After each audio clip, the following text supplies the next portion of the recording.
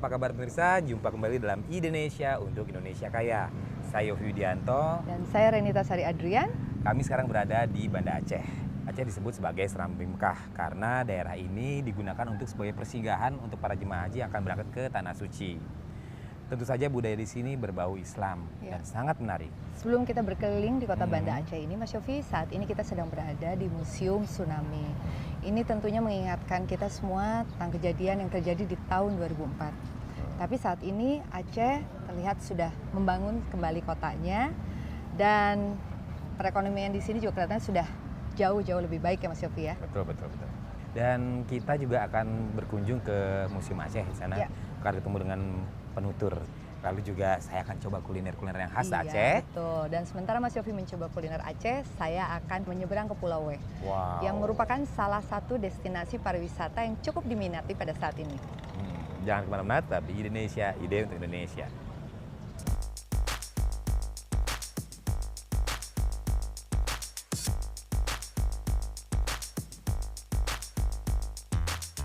Pemirsa, kami sekarang sudah berada di Komplek Museum Aceh. Ya, dan di belakang kita persis ada sebuah rumah Aceh.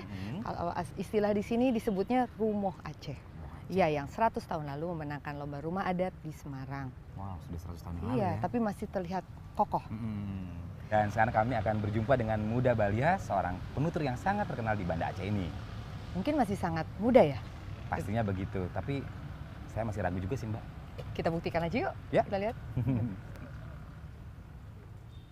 Assalamualaikum. Waalaikumsalam warahmatullahi wabarakatuh.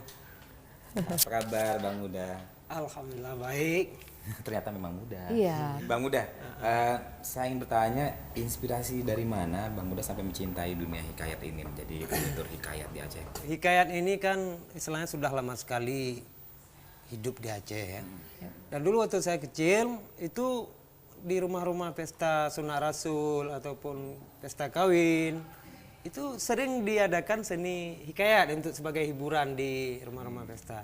Nah dari mendengar para tokoh-tokoh tua inilah saya merasa wah ini mantap nih, ini kesenian nenek moyang, kesenian tradisi yang hampir punah. Kalau saya nggak belajar nanti saya mau belajar di mana lagi gitu.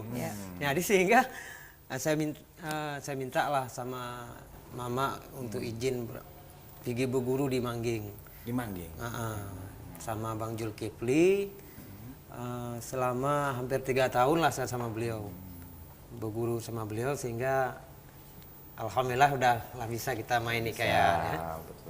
Tapi biasanya itu spontan, apakah memang harus dipelajari? Misalnya ada teks yang harus dibaca dulu gitu. Iya, itulah kalau penghikayat dia nggak butuh teks.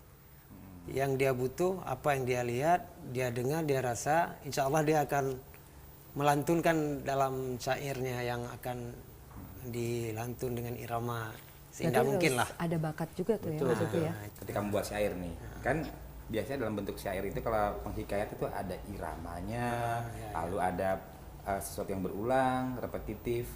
Yang menjadi ciri khas gaya Aceh seperti apa tuh? Bisa dicontohkan sedikit aja. Kalau dalam hikayat ini kan ada beberapa irama dah. Betul. Jadi ada irama buhu, ada irama air laut. Nah, tapi kalau dalam kita mengucapkan salam, itu kalau dalam hikayat saya selalu menggunakan irama air laut gitu. Irama Coba air seperti apa contohnya? Contohnya dalam beri salam gitu. Assalamualaikum.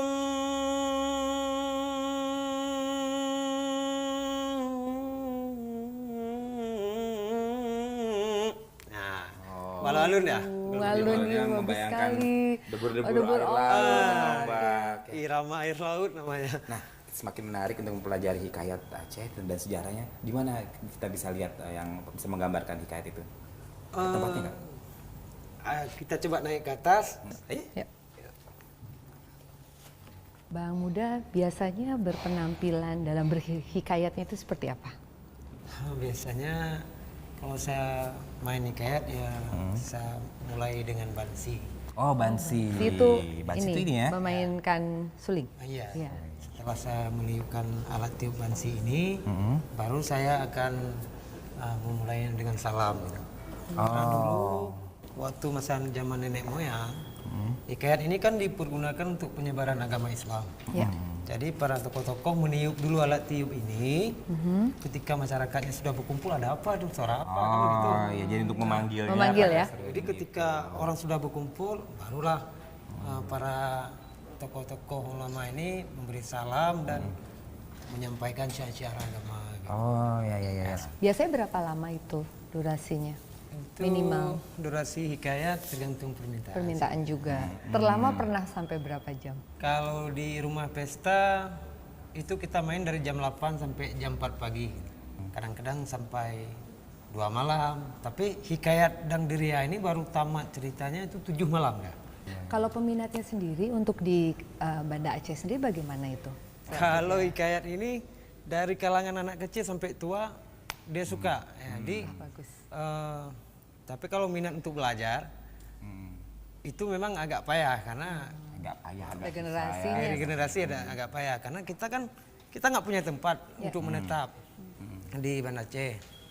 Kan kalau kita buat pun pelatihan kan kita yang paling utama kan butuh tempat. susah tempatnya. Nah, dan untuk biaya menjalankan pelatihan itu juga kita butuh biaya. Nah, sementara hari ini kita mesti berjuang sendiri gitu.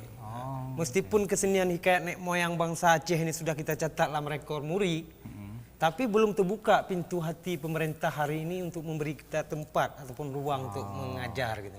Jadi moga-moga malam ini banyak yang melihat ya, dan juga menjadi sebuah perhatian yang terunggah untuk lebih terpanggil untuk coba melestarikan dari kesenian bertutur ini. Dan kita ingin sebenarnya melihat contohnya Melihat Bang Muda, penampilannya Bang Muda.